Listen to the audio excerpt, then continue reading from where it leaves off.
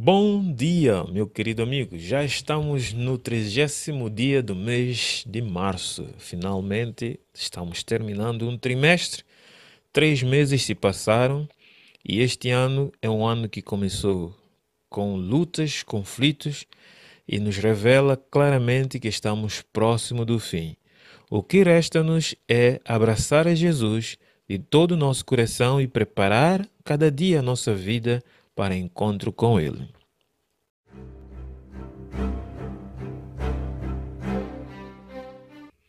Prezado amigo, gostaria de convidar-te para nós podermos orar e abrir a palavra do Senhor e louvá-lo pela sua bondade de nos ter acordado e estarmos vivos. Vamos orar? Ó Deus dos altos céus, Deus Criador, Deus Mantenedor, Deus Santo Juiz, louvado seja o teu nome e obrigado, ó Pai, pela tua misericórdia. Senhor, obrigado porque há fôlego ainda em nós. Não somos os melhores, mas o Senhor ainda nos permitiu viver, porque o Senhor quer operar algo em nós e, por meio de nós, operar a salvação dos outros. Dá-nos entendimento da tua palavra e nos auxilie através do Santo Espírito na compreensão da tua vontade. Ó Pai Santo, revela-nos os teus mistérios. Dá-nos a paz do Espírito. Suplicamos e agradecemos em nome de Jesus. Amém. Meu prezado amigo, ontem nós falamos sobre a divindade e esta manhã o tema diz-nos a pessoa do Espírito. Continuamos falando sobre ainda a questão do Espírito Santo, como é fundamental nós compreendermos. A pergunta que nós temos é: por que é importante compreender o Espírito Santo como uma pessoa da divindade? Qual é a razão? Qual é a motivação? Repare, se não entendermos ou nos recusarmos a aceitar que o Espírito Santo é uma pessoa da Trindade ou da divindade, teremos a tendência de o tratar como algo, uma coisa e não como alguém. Incorremos na nossa própria perdição. Isso é incorrer na nossa própria perdição. Lembra que Jesus disse que o pecado contra o Pai tem perdão, contra Jesus tem perdão, mas contra o Espírito não tem perdão? Porque se não o aceitamos, o Espírito está aqui trabalhando e operando pela nossa salvação.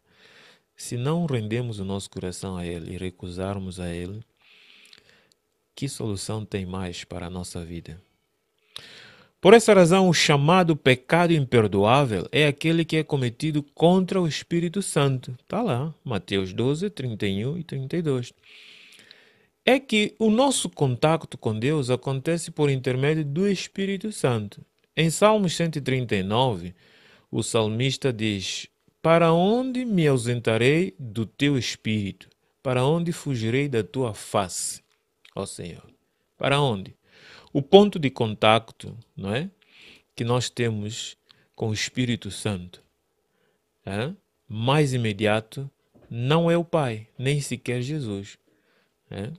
O ponto de contacto mais imediato não é o Pai, nem sequer Jesus, é o Espírito Santo. O salmista bem entendeu isso. Para onde me fugirei do teu Espírito? Apesar de Cristo ser o nosso intercessor como sumo sacerdote no céu, Hebreus 7, 17 a 8, verso 2, tu podes ler o texto depois, o Espírito Santo é o nosso intercessor como Paracletos, alguém como Cristo, entre nós. Romanos 8, 26 e 27 deixa claro isto. Somente através do ministério do Espírito Santo podemos ter acesso à eficácia do ministério intercessor de Cristo. Porque Romanos 8, 26 e 27 diz-nos que o Espírito Santo intercede por nós com gemido inexprimível, porque nós não sabemos orar. Então, como é que eu posso chegar ao Pai, a chegar a Cristo, crer no ministério intercessor de Cristo com as minhas fracas orações? Se não existir o Espírito Santo, ou se ele não é uma pessoa para mim importante, quem poderá fazer isso? Quem poderá levar as minhas orações e apresentá-las de modo mais adequado para que possa ser aceito perante o Pai e perante Cristo? Então, sem aceitar o Espírito Santo, Seria impossível compreender ou aceitar Jesus como Salvador e Senhor, porque é o Espírito Santo que nos convence do pecado que fez com que Cristo morresse na cruz. É o Espírito Santo que nos ensina toda a verdade que Cristo viveu nesta terra como exemplo para nós. É o Espírito Santo que nos convence de que há um julgamento que está decorrendo. Se não aceitarmos o Espírito Santo, temos um problema sério. Em resumo, se tratarmos o Espírito Santo como algo, uma emanação ou influência destituída de personalidade e de vontade, será fácil ignorá-lo. É por essa razão que muitos de nós ignoramos, não oramos, não clamamos pelo Espírito, não falamos. Passaremos a ignorá-lo, não escutar a sua voz, nem o seu convite para nos rendermos nas mãos de Jesus. Lembra que Apocalipse diz: quem tem ouvido, ouça o que o Espírito diz ao... Após a igreja. Uma segunda razão pela qual é importante compreender que o Espírito Santo é uma pessoa é porque, se o vemos como uma mera força ou energia, tornar-nos-emos descrentes. Por quê? Porque uma força, ela opera, depois deixa de operar. Uma energia, ela funciona, mas pode deixar de funcionar. Entende? Mas uma pessoa, e uma pessoa onipotente, onipresente, como é o Espírito, está permanente, operando. Isto é o que acontece se nós deixarmos de ver o Espírito Santo como uma pessoa. Isto é, seremos facilmente enganados pelas falsificações e pseudo-milagres de falsa trindade satânica, nomeadamente do falso profeta, como diz o Apocalipse 16, verso 3 e 14. O Espírito Santo fala por meio da palavra de Deus. O falso profeta comunica por meio de sinais e milagres sobrenaturais. A fé não vem pelos milagres, mas pela palavra de Cristo. Isso que Romanos 10, verso 17 diz. A fé vem pelo ouvir e ouvir a palavra de Deus. Por isso que muitos estão enganados acerca do Espírito Santo, aceitando o Espírito de Satanás, que manifesta por meio de milagres e sinais, que manifesta por meio de curas por aí fora, e dizendo que assim recebeu o poder do Espírito Santo. Meu querido irmão, uma terceira razão pela qual é importante considerar o Espírito Santo uma pessoa da divindade é a contemplação da sua perfeita humildade, que nos inspira a submissão ao serviço. O Espírito Santo é humilde. O Espírito voluntariamente assume uma função cooperativa e submissa por causa do seu amor pelo Filho e do seu desejo de o ver glorificado. O amor do Espírito para com Jesus, de ver ele glorificado, fez dele assumir uma atitude de submissão, de vir exaltar Cristo. Que é isso que Jesus disse, que o Espírito viria para falar de Cristo, exaltar a Cristo, não de si mesmo. Em conclusão, sendo o Espírito Santo uma pessoa no seio da divindade, possui os mesmos atributos inerentes a Deus. Em Salmos 139, verso 7, vemos que ele é omnipresente, porque o salmista diz: para onde eu vou fugir? Estás sempre presente.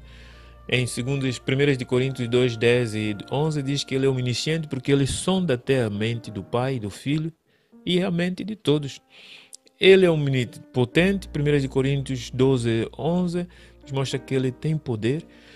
Por isso, rejeitar o Espírito Santo, meu amigo, é rejeitar a salvação. Pare de estar a questionar sobre a pessoa do Espírito, isto e aquilo, mas aceite a palavra, aceite o que está revelado. Crer e aceitar ser guiado pelo Espírito é entregar-se ao Salvador Jesus Cristo. Esta é a nossa maior e mais urgente necessidade hoje. A nossa maior e urgente necessidade não é estar a estudar uma teologia do Espírito, mas é aceitar pela fé que o nosso corpo é o templo em que o Espírito de Deus quer habitar, e aceitar esse Espírito entrar, envolver a nossa vida e trazer Cristo dentro de nós, como disse o apóstolo Paulo, para que ele possa gerar Cristo em nós e nós possamos crescer até chegarmos às estaturas de homem em Cristo Jesus. E assim Cristo nos selará para a salvação, para todo sempre sermos filhos de Deus. Meu amigo, pare para pensar um bocado. Se alguma vez já duvidaste, se já ouviste algumas teorias que pôs em dúvida a tua forma de pensar quanto ao Espírito, peça a Deus perdão e agarre agora essa oportunidade de se unir a Cristo através do Espírito Santo. Vamos orar? Pai amado, obrigado porque a tua palavra não nos deixa obscuro quanto à pessoa do Espírito Santo. Sabemos que o inimigo tem trabalhado e operado de diversas formas para levar muitos a duvidar deste ser, desta pessoa e do seu poder maravilhoso. Ó Pai, perdoa-nos, porque a qualquer momento nós já duvidamos disto. Ajuda-nos a viver, ajuda-nos a aceitar que realmente esse ser está aqui conosco e deseja possuir a nossa vida como possuiu dos apóstolos. E queremos pedir que o Senhor permita que Ele possua-nos. Fique conosco, guia-nos hoje pelos passos do Senhor, a fim de que possamos resplandecer da Tua glória. Abençoa e santifica a vida de cada um. Em nome de Jesus suplico e agradeço. Amém. Prezado amigo, tenha um dia na presença do Senhor e que o Espírito do Senhor possa te guiar e conduzir em toda a verdade,